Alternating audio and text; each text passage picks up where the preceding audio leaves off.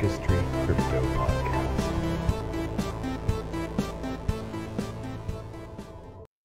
Good morning, everybody. I'm Eureka John, and you're at Eureka Street Crypto Hub, broadcasting live from Leander, Texas. The time is 7:43 in the morning, and it is January 26th, 2022. This is episode number 398. 2 away from 400. It's been an interesting ride so far. I've met lots of cool people. I've gotten involved now in a bunch of cool projects. It started off just me doing my video blog in the morning, and that's what I had time to do, and I did a lot of it, and I did it every single morning, and I'm at almost 400 episodes now. And since then, through a lot of this stuff, through putting myself out there, through just putting my unqualified, uneducated opinion out there, through letting this channel be my sandbox, through this, just learning how to do media and stuff like that, I've made a lot of cool, had a lot of cool conversations, met a lot of cool people, made a lot of cool connections, and I've gotten into a lot of other different projects through various DAOs and projects, and I'm starting to do podcast work, and I love it. I couldn't think of anything better. So you just got to put yourself out there and just, be okay making mistakes and looking like the idiot. It's fine. It's fine. All people will ever see is your improvements if you continue to improve. Otherwise, if you get hung up on a mistake and some kind of failure, that's where it'll stop. It'll stop at that failure. So yeah, I started off only doing this show, and this is not sponsored by anybody. I'm not shilling anything. This is not educational material or financial advice or anything like that. This is just me with a video camera talking about what I'm learning about in crypto every day. But you have to just keep on going, and I just started out just doing this, and then since then I've built up and started doing all this other stuff. So now I'm going to kind of do this show a little less frequently, so I have time to do some of the other stuff that I wanted to build up to. So if you don't see me broadcasting every single morning like I did previously, then you know why. It's because it's not that I'm not doing stuff, it's just I'm doing other stuff as well that is paying me too. So, that's good. Anyway, that being said, let's move on over here to CoinGecko. I did not really have much of a show prepared today because I woke up this morning and I was just like, well, oh shoot, I got a call, and I had a call with some people over on Central European time. Yeah, and that was at 6 this morning. So I wasn't prepared to do a show, but I wanted to follow up on some of the things I'd been talking about anyway. So it's not like this show is like super prepared all the time with all this amazing material. It's me looking daily. This is my time to look at crypto, and that's exactly what I'm doing. So this is my time before I become, a husband, a dad, an employee, a friend, a son, and all that other stuff. This is my time to just, do what I want to do and look at some crypto stuff. All right, so everything's starting to look a little green, which is good. In the past 24 hours, pretty much almost everything that is not a stable coin is up in the green. So looks pretty good. I did see Maker there down 3.9% in the past 24 hours. I wonder if that has anything to do with all the liquidations happening on Maker. What happens is whenever you are in crypto, and one thing that decentralized finance and even centralized finance exchanges allow you to do this a lot of times, it allows you to borrow against your assets. So if you have a big basket of Ethereum or Bitcoin or whatever laying around, you can use that as collateral to borrow against the value of it. So if you have, $12,000 worth of Ethereum sitting there, a lot of times you can borrow about $6,000 against that. Or even more, depending on the collateralization ratio. And you can do these through decentralized finance applications like Compound, like Aave, Maker. So yeah, they allow you to borrow against your crypto, and then so you can get money. And what a lot of people do, and this is called leveraging, is they take that money that they've borrowed against, and then they invest it in other high yield opportunities. The problem is if there's a market crash like we just had, then that collateralization ratio, there's a certain threshold. So say, for instance, if you borrowed against your Bitcoin and that Bitcoin drops to 18,000, God forbid, you know, not God, like God cares about the price of Bitcoin, but you know what I'm saying. If it drops to like below 18,000, you're going to get liquidated, and they will pay off your debt out of the Bitcoin that you owe and close that account and send the remainder back to you. And same thing if you borrow against Ethereum, you know, and the liquidation threshold is a $2,400 Ethereum.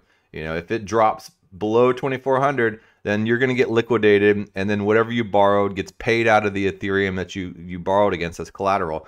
And yeah, you know, it sucks. So that's what is happening, is the price keeps dropping and keeps dropping and keeps dropping, and it's hit a lot of these liquidation thresholds, which causes sell-offs. It causes, you know, people to lose their money, you know, in order to pay back their leveraged out assets. And yeah, man, then it causes the price to drop further, and then it just turns into this cascading effect. And yeah, but you know, it kind of shakes out a lot of the scumbags in the industry. You know, a lot of the people with like major gambling addictions and stuff like that. Yeah, and yeah.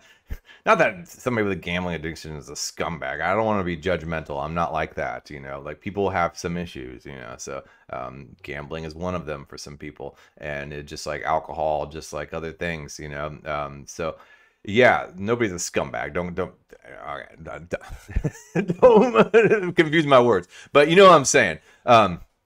It shakes out a lot of unstable people in the industry. And whenever you have these dips like this, and it really solidifies the people that are just straight up hodling. And the reason I say hodl, H-O-D-L, instead of holding, is because it all stems back to a joke. It's an industry joke in which, you know, some early Bitcoiner back in like 2014 or something was drunk and ranting about something, and he didn't care about the price of Bitcoin, that he's just gonna hodl, and it was a spell check error. And since then, it caught on and it became a meme. And memes are powerful. Memes are cultural, and it has been a rallying cry for people in Bitcoin and crypto in general.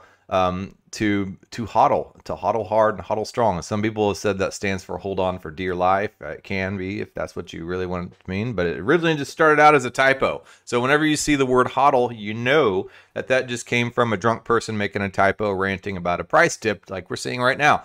So anyway, okay, so Bitcoin's at $37,934.96, up 4.2%.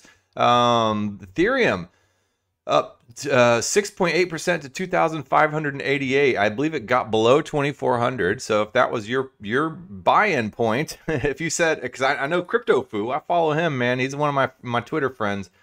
He said if it hits 2,400, he's got a stash of stable coins set aside, ready to go to buy in at that point. So yeah, I'm not a financial advisor or anything, but you know, it's probably a good time to buy. The time is getting shorter and shorter in which you should buy.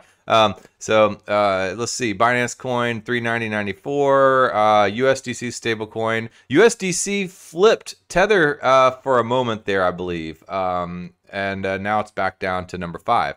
Cardano up 7.1% to $1.10. Solana up 7.6 to 0.7. So, you know, a lot of this stuff has some serious recovery to do. I even had a friend, a normie friend, text me last night. He's like, hey, man, did you know that, you know, the Bitcoin market and crypto market's down by 50%? And I was like, yeah, man. I was like, I go, don't worry, that's just crypto for you. You know, I was like, all the leverage fools are going to be shaken out. And yeah, that's just what happens. You know, another day in crypto. You know, the last time I saw a dip like this, though, was March 2020. And yeah, that was my first real dip experience. Although I didn't really care that much because I was, you know, I don't know. I don't even care this much right now because I don't have much. I do have a little bit leveraged out in Aave, but nothing that would be liquidated. And yeah, so yeah. All right, let's see here. XRP up 4.6 to 62 cents. Terra up 0.2%, 64.21. Polkadot up 5.9% to $19. The Doge up 6.5%. I believe we did see a little bit of a spike in price because of you know who, Elon Musk. You know that. Elon Musk he doesn't go away, you know. And I don't understand his obsession with the Doge-rooney, man. Like, seriously. But let me show you this little article, and I will show you what I'm talking about. So anytime Elon Musk says anything about Dogecoin or something, or just anything in general, it seems like this is like Doge has this spike, and he just loves Doge. You know, he said Tesla was going to be accepting Dogecoin for payment, and suddenly we saw Dogecoin spike. And then now here, Tesla breaking, Elon Musk, the CoinGape, this media outlet. Why do they call it CoinGape? It just sounds gross, like some kind of porno site, you know, CoinGape. Anyway, breaking, Elon Musk bets McDonald's to accept Dogecoin as payment.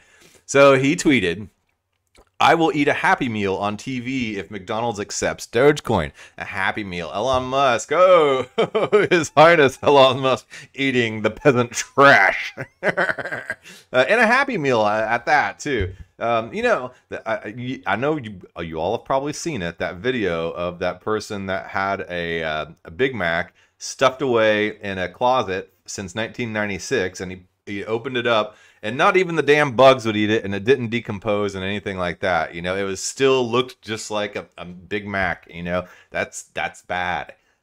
Okay, that's bad.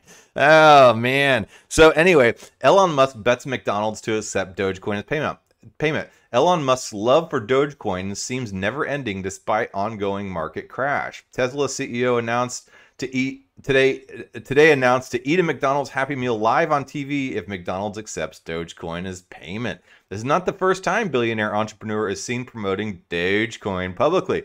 So why McDonald's? McDonald's has been long been a subject of memes for crypto Twitter. So everybody says during the dips, you know, well, McDonald's got a job waiting for you, you know.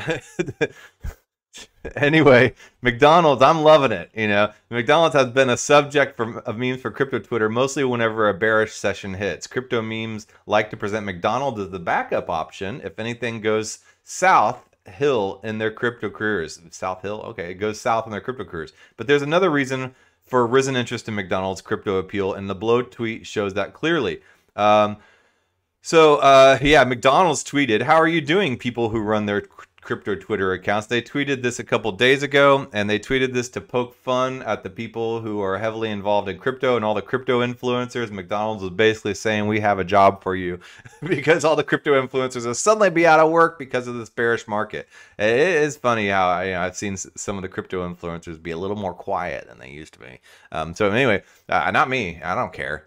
Anyway, McDonald's recently took a jibe at crypto influencers amid the ongoing crypto crash. This can be seen as a result of so many crypto memes targeting McDonald's as an inferior job option. At the end of the day, this visibility in the crypto space will really help McDonald's push their NFT narrative. Yes, McDonald's, like many other brands, have shown keen interest in the NFT space. Earlier in November 2021, McDonald's released the exclusive 10 NFT McRib collection at OpenSea to mark the 40th anniversary of the McRib. So just reminds me of that movie I'm Gonna Get You, Sucker, where that guy has the trailer and he's wanting to buy the rib, and there's Chris Rock, you know, how much for a rib? And the guy's like, $1. How much for one rib? He's like, one rib? Anyway, so I don't know. Yeah. I don't know how did I get on that? Anyway, is Dogecoin price rising? Of course. Historically, Doge price appreciation follows Elon Musk promotion today, as well as Doge price seems to be reacting. Dogecoin price jumped by more than 9% within minutes of Elon's tweet. It's hard to predict whether this tweet will help ailing Dogecoin come out of a heavy selling, but definitely short relief of may follow tweet. And I feel like I read somewhere, and I can't pinpoint it, that Vitalik Buterin was going to jump on and help some of the Doge efforts. Let's just do a quick little search of that. Vitalik Buterin to join Doge. Let's see what this search comes up with. I'm curious, and I don't normally do stuff like this while I'm streaming because just the internet being kind of slow while I'm sitting here actually live streaming. But I am curious about this. I feel like I read it somewhere. And if you have Elon Musk sitting there promoting it, then you have Vitalik Buterin actually turning it into some kind of reputable chain that could be. Oh, Wow, Fortune.com, Ethereum founder and an advisor to Elon Musk to join Dogecoin. All right, so Dogecoin Foundation relaunches with Vitalik Buterin as an and then Dogecoin gets serious by bringing on Vitalik Buterin. This was 1 day ago. I'm curious, man. I got to check this out. It's on CoinMarketBag, CoinMarketBag.com. Hey, what's in your bag? And influencers, yeah, gotta load your bags, pack your bags.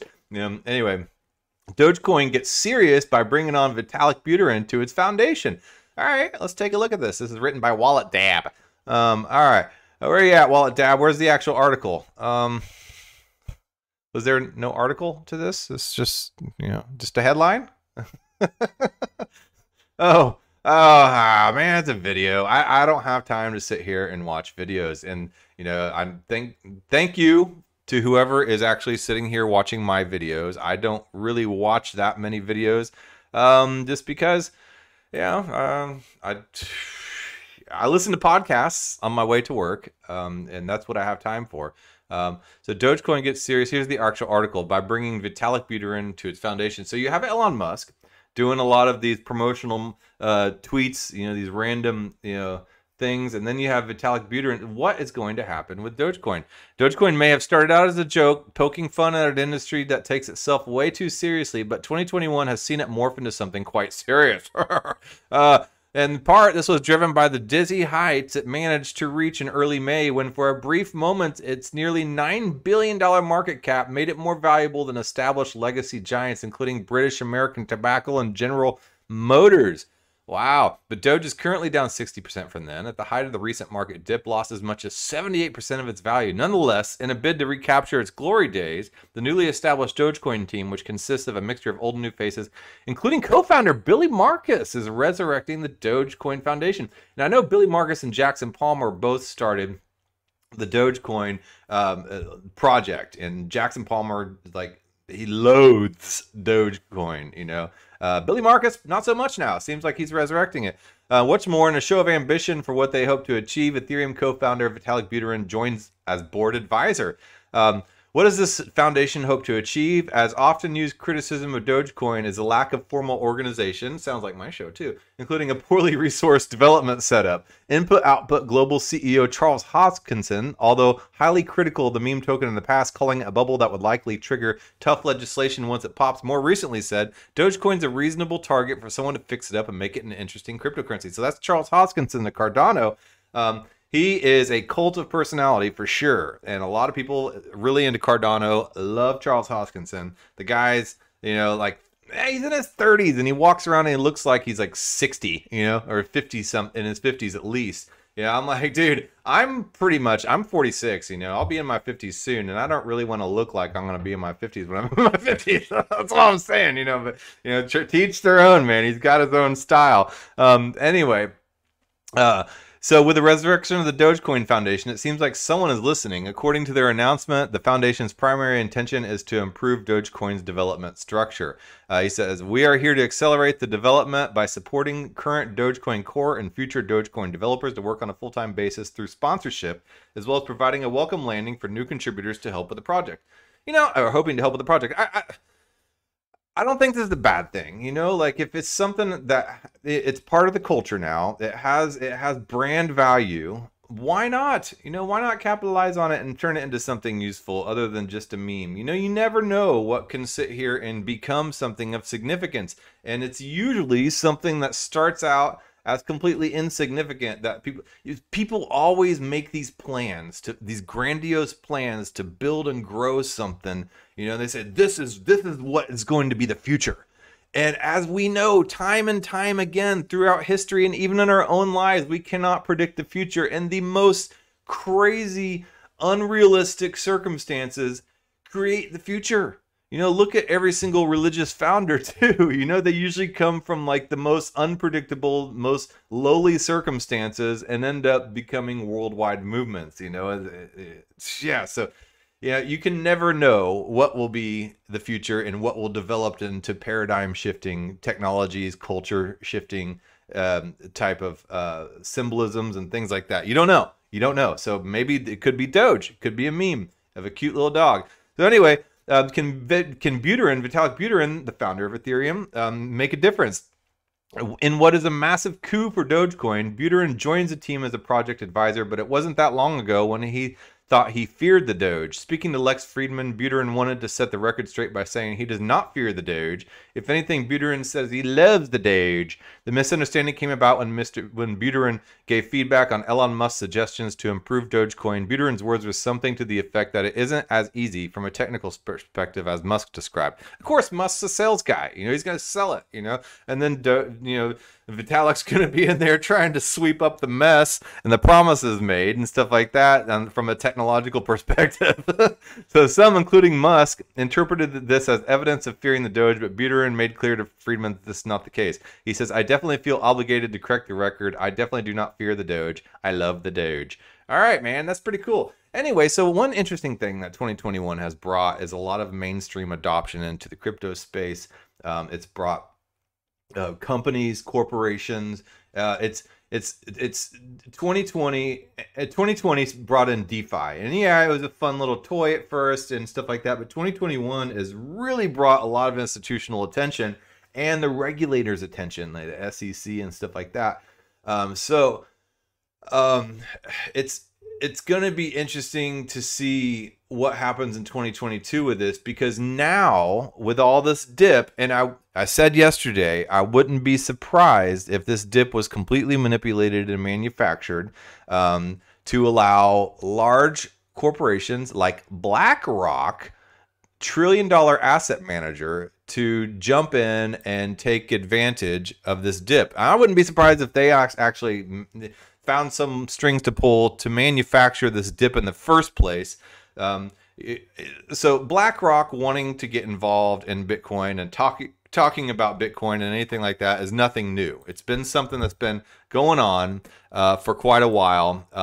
But it looks like now they are actually filing for the ETF. Well, there's been a lot of people filing for ETF. The Gemini twins, the Winklevoss twins with Gemini, they filed for ETF, what, like 3 times now? And they've been rejected every time? Or maybe 2, I don't know. But they've been rejected. But a lot of companies have filed for Bitcoin ETFs within the United States. Canada has approved it. Other countries have approved it. But the United States is a holdout. They don't want to approve this stuff. And they even have the IMF sitting there telling El Salvador that they will probably want to reconsider, using Bitcoin as their national currency. Hopefully El Salvador doesn't listen, but the powers that be do not like Bitcoin. But BlackRock is the asset manager for a lot of those powers that be. So $10 trillion asset manager BlackRock files for blockchain-focused ETF. So BlackRock, the world's biggest asset management firm, has filed for an exchange-traded fund that focuses on blockchain technology, according to a January 21st filing with the U.S. Securities and Exchange Commission. I don't know if this is particularly a Bitcoin ETF, but is an ETF of a lot of companies that focus specifically on Bitcoin. That's it? That's the article? Oh my God, what a sham. I thought I found an article, but that wasn't the right article. Let's go to this other article. But it just goes to show that there's, a lot of things start off as a joke, including Bitcoin being called magic internet money and nerd money and stuff like that. And then now, there's a serious face on it.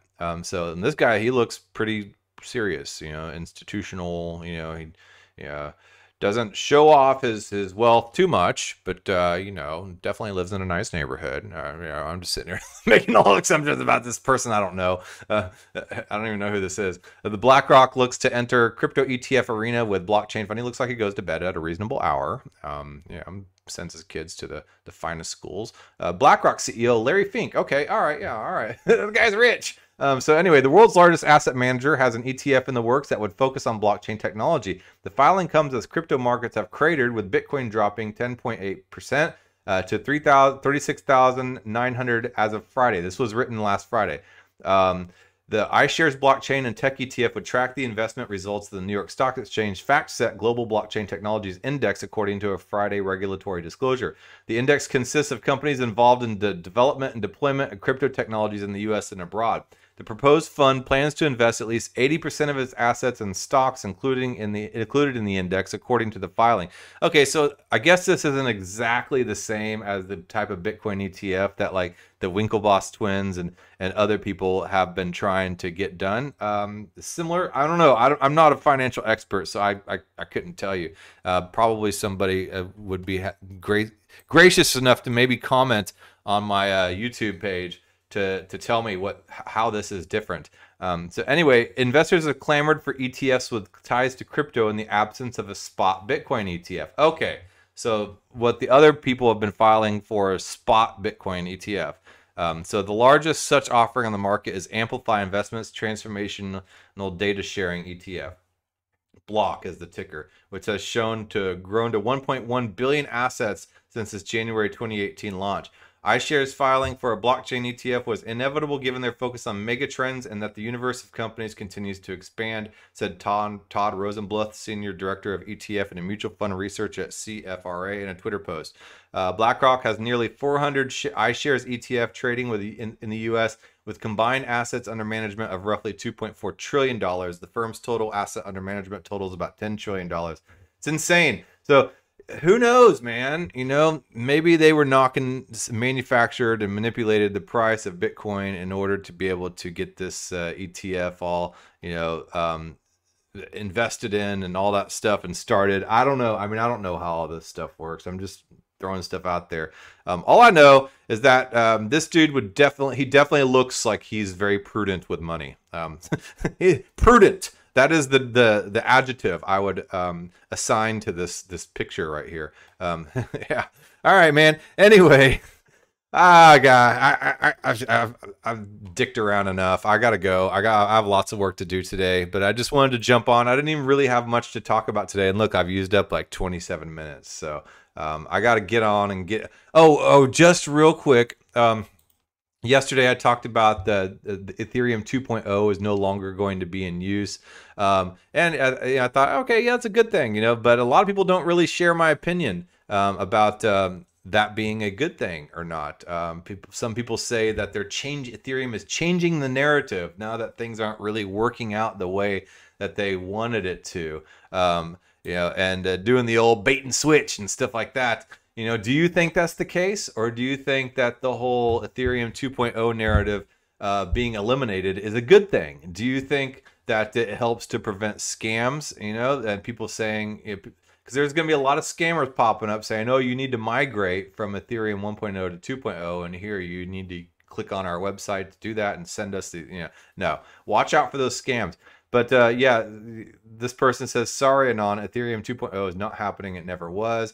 The Decrypt media outlet wrote an article about it. I didn't read that one yesterday, and then Vlad Kostea, who came on the show recently, says, now that ETH 2.0 has been rebranded as consensus layer, in quotes, the time has come to rebrand sats as bitcents and use bits as the unit of account.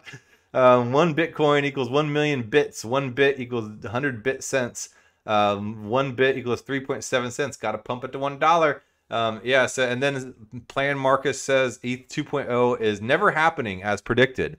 So a lot of people say that, it's all just been the goalpost moving. Ethereum Foundation has just been goalpost moving. It's all a scam. A lot of Bitcoiners call it Ethereum just purely a scam. What are your thoughts on this? Do you think this is goalpost moving, or do you think this is just a natural, organic evolution of what's happening? And just like I said, you can never predict the future. You can always say that this is going to be amazing in the future. This is going to work. And then Murphy's Law, what can happen will happen, and there's always unpredictable circumstances that people don't predict that completely throw off a fail-proof plan. And Ethereum Foundation thought that they were going to go straight to sharding and thought that was the plan. Well, it turns out it's a little more complex than they thought. And then roll-ups have come about. That technology has been doing a lot of research and development, and it's been a lot of good stuff has happened in there. So they decided to change courses. So a lot of these people sitting there poo-pooing on Ethereum 2.0, being yeah, it's all just a scam. They're not going to. they don't allow for organic development and change to happen and things. And I'm not making excuses for con artists. I'm just saying that things, when you make plans, and I'm not the biggest planner myself, allow for change. If something doesn't go the way you want it to go, allow for a little bit of disappointment sometimes and allow for change. And then who knows, the outcome could possibly be quite a bit, if not significantly better than what you had originally planned on. Yes, allow for change. Be flexible. The rigid tree just breaks in the wind, where the flexible one gets to move and grow and be big and tall. So another shift in the narrative. This is what this person should be sufficient to keep everybody distracted and enthusiasts confused for another 4 years or so. So it's a very critical look about it. So anyway, I was just wondering what your opinion is about the whole Ethereum 2.0 and stuff like that. And not being used anymore, and them changing the narrative in quotes, air quotes, So anyway, that being said, okay, I've used up time, 31 minutes. I gotta go. I gotta get on to work. All right, I will talk to you guys maybe tomorrow. I don't know, probably tomorrow. All right. Well, all right. I'll talk to you later. Bye.